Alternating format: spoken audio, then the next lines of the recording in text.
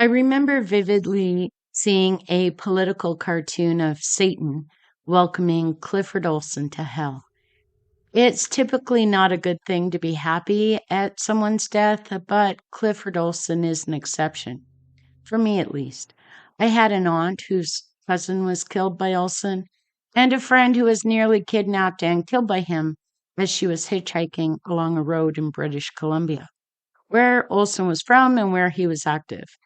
She trusted her instincts and would not get in his truck, saving herself and her family from the pain he caused so many. All the victims were near our age, my friend and I, and would be in their 40s and 50s now. So, yeah, with all my heart, I say the world is a much better place without Olson in it. Olson's story begins sort of with another child killer, Gary Francis Marcoux. Marcoux had raped and murdered a little girl, just 9 years old, and the police used Olson, who was serving time for fraud, to get information about that murder while the two were cellmates. In fact, Olson was the main witness against Marcoux at his trial. He would later claim it was only after talking to Marcoux that his interest in children and his murderous mind would come into being. Take that with a grain of salt, though. As you'll see, Olson was a say anything kind of guy. In fact, well before meeting Marcoux, he was sexually abusing other inmates and was likely abusing others when he wasn't in jail, including a 7-year-old girl in Sydney, Nova Scotia. The man was a 38-point psychopath on the psychopathy scale. So, Olson was arrested when he attempted to abduct 2 girls in August 1981. Up until then, he was only fresh on the radar for 11 murders that happened between November 1980 and July 1981. Many of them hadn't even been connected because police treated so many of the cases as runaways. Shortly after his arrest for the attempted abduction, he would be charged with the murder of young Judy Cosma. Her body was found in mid-July 1981. There had been 6 victims before her and 4 after. 7 of them had not been located at that point. In an extremely controversial deal he struck with the RCMP, he agreed to confess to the 11 kids he murdered and take RCMP officers to the bodies of the unrecovered victims. In return, $100,000 was paid in trust for Olson's wife Joan and their infant son Clifford Olson III. Olson would cause further controversy later when he collected thousands in old age pension while in prison. He pleaded guilty to the 11 murders and was sent off to the Special Handling Unit at a maximum security prison in Quebec, where he essentially lived until he died of cancer in a Quebec hospital. A Canadian politician would try to have him executed, though, through a private member's bill, though the country had abolished the death penalty 6 years before his convictions. There was a lot of public support for the bill, but it failed to revive the death penalty in Canada. Olson was able to apply for parole under Canada's faint hope rules in 1997, and he was denied. At his second parole hearing in 2006, he was also denied. Always a say-anything kind of guy, at that hearing, he claimed that he provided the U.S. government important information about the 9/11 attacks and had been granted clemency by them, and so the Canadian authorities no longer had any jurisdiction over him. He would be refused parole again and vowed not to apply again in 2010. He died after a short stay in a hospital in September 2011, aged 71, of cancer. Olson referred to himself as the Beast of BC.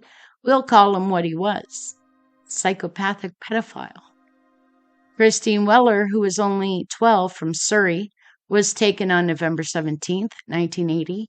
Her remains were found on Christmas Day. She had been strangled and stabbed to death. She had been out riding a bike and on her way home to the Bonanza Motel, after meeting a friend at a nearby mall. She was only 2 minutes away from home, just down a hill, but she would not get there. Unfortunately, she was treated as a runaway when her absence was first reported, and it was not until they found the bike behind a building along the King George Highway that they realized she wasn't a runaway but taken. It would be a man walking his dog along a dike that would find her body at a dump site in nearby Richmond, BC, and she would be identified as Olson's first victim. Colleen Marion Dano went missing at age 13 on April 16, 1981. It would be 5 months before she was found. She should have been home by about 4 p.m. that afternoon after having a sleepover at a friend's house.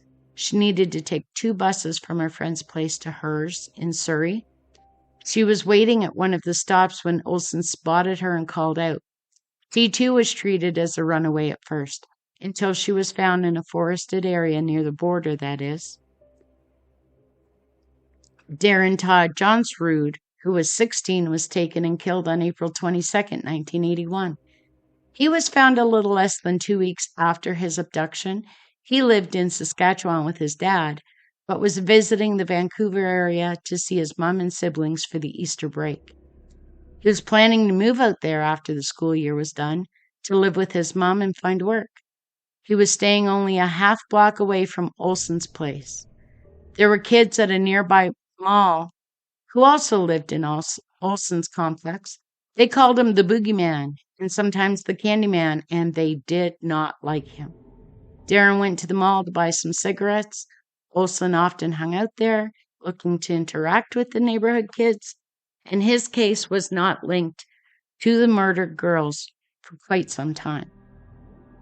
Sandra Lynn Wolfsteiner was 16 when she was murdered on May 19, 1981. She was living with her sister in Langley, BC. She had been visiting her boyfriend's mother in nearby Surrey, and after visiting the mom, she hitchhiked out to a body shop to treat her boyfriend to lunch. The mother saw her get picked up in a silver gray 2-door mid-sized car. It was Olson. He talked her into, on the promise of a job, coming with him to a cabin in the Valley area. Olson would say he planned to rob her after killing her, believing she had $100 in her pockets, and he was enraged when he found out she only had $10. The RCMP treated her disappearance as a runaway as well. Ada Anita Court was only 13 when she was murdered in June 1981. She had been babysitting for her brother and sister-in-law in Coquitlam. She was on her way by bus to meet her boyfriend the following morning, which was a Sunday. She vanished, but one man, Jim Paranto, a resident of White Rock, believed he saw Olson dispose of her body. To the RCMP, she had simply vanished. Not a runaway, just vanished. Olson even chased Paranto from the scene. Paranto was able to lose him, but unfortunately, he would not tell police what he saw for a month or two. It was after Olson's arrest that he came forward. Simon Partington was the youngest victim, just 9 years old. He was abducted, raped, and killed on July 2nd, 1981. He would be the case that turned things around for the investigation. The 9-year-old had not run away, police thought. He had been abducted. That morning, he had a big bowl of cornflakes, because that's what he liked. And then he went out on his bike to go visit a friend. The bike had one of those baskets on the front, and he put his brand new Snoopy book in there so that he could show his friend. But he would never arrive there. The public rose up then and placed the pressure on the police. At the time, the RCMP launched the biggest manhunt in Canadian history with about 200 officers working the case. The media began to analyze themselves too, noting how editors had minimized earlier disappearances.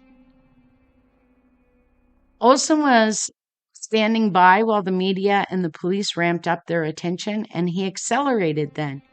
His final victims all happened practically back to back. He assaulted a girl, and then he stopped when she resisted. He would be charged for that, but still was not connected to the other disappearances. Not yet. Only a week later, Judy Cosma, 14, from New Westminster, was raped and strangled. She was found on July 25th near Weaver Lake. While he was cruising for another victim, Olson had an 18-year-old with him, Randy Ludlow. Randy would later recount Judy's last hours and Olson's involvement. This would be the first murder he was charged with. Randy would say that on July 9th, Olson saw a girl leave a phone booth near the Royal Columbian Hospital. He believed they knew one another. Olson waved at her and she smiled and came across the street to talk to him. She was on her way to see a friend and to apply for a job at a local Wendy's restaurant. She met Olson at her first job, which was part-time cashier at a McDonald's. He offered her a ride and they drove around New Westminster drinking, stopping for booze and drinking some more. Randy was mixing drinks in the back seat for the three of them. Olson gave her some pills and told her it would prevent her from getting drunk, and she took those. Olson dropped Randy off at a mall, and he didn't see Olson again that day. And Olson would later tell Randy that he dropped Judy off in Richmond.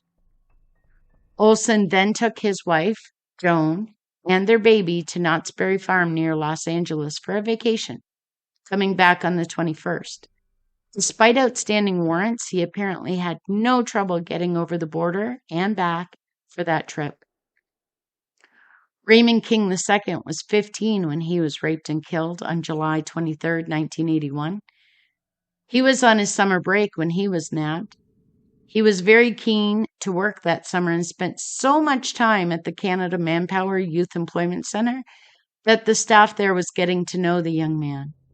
It was his keenness to work that made him a target of Olson.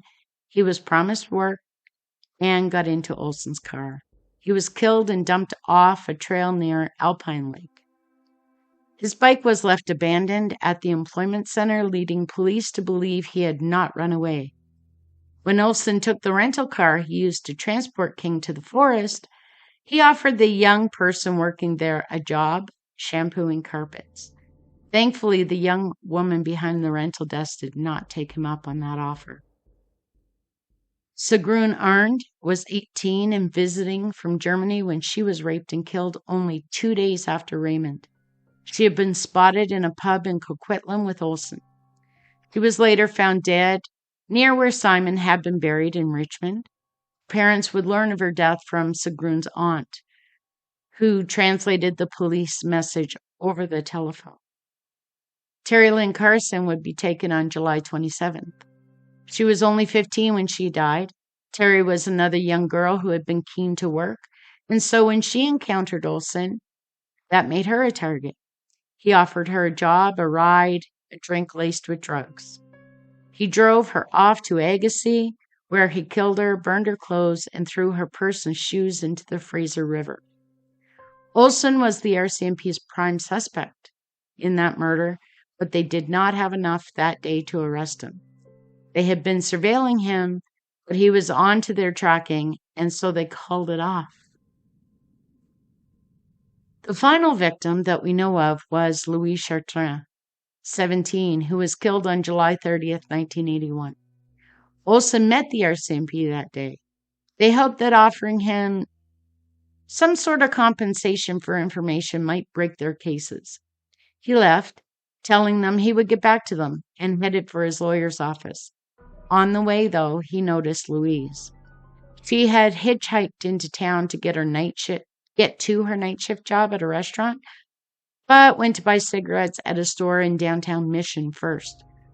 Olson got her in his car, and more brazen, he stopped at an RCMP detachment to pick up a gun that had been confiscated from him.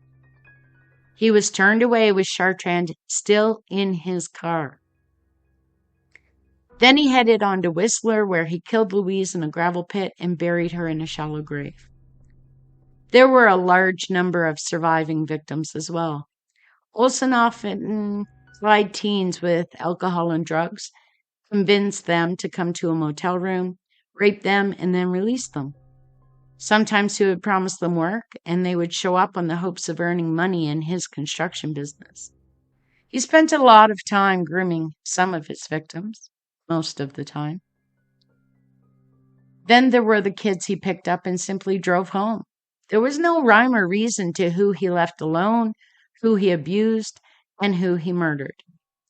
Olson did not have a lot of insight himself into the choices that he made. Prior to 1997, Olson frequently harassed his victims' families with cards and phone calls, and he was stopped from doing that. But he would still make his parole bids, try to have a book published, try to retain some sort of sick celebrity. That took a toll on the families as well.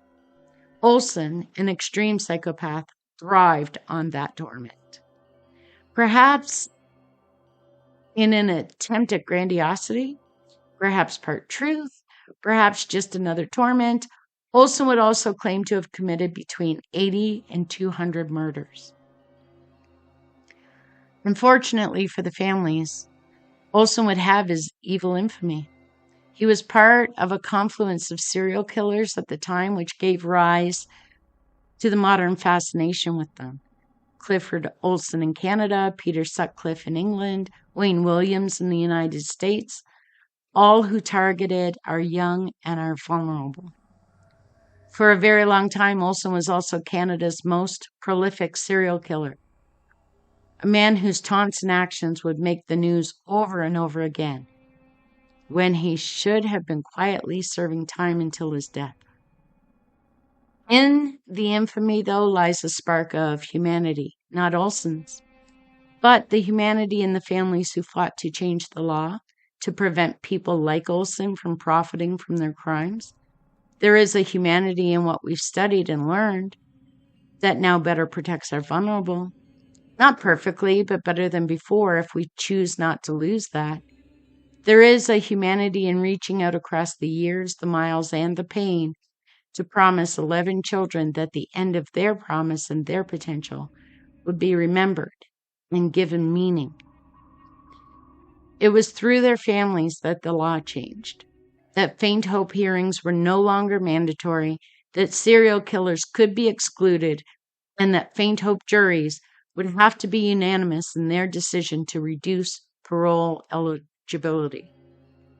They changed a law that was not ready to deal with serial killings of children, not ready to deal with a psychopath of Olson's nature. Pensions are no longer paid to some prisoners, thanks to Olson collecting his old age pension for 5 years.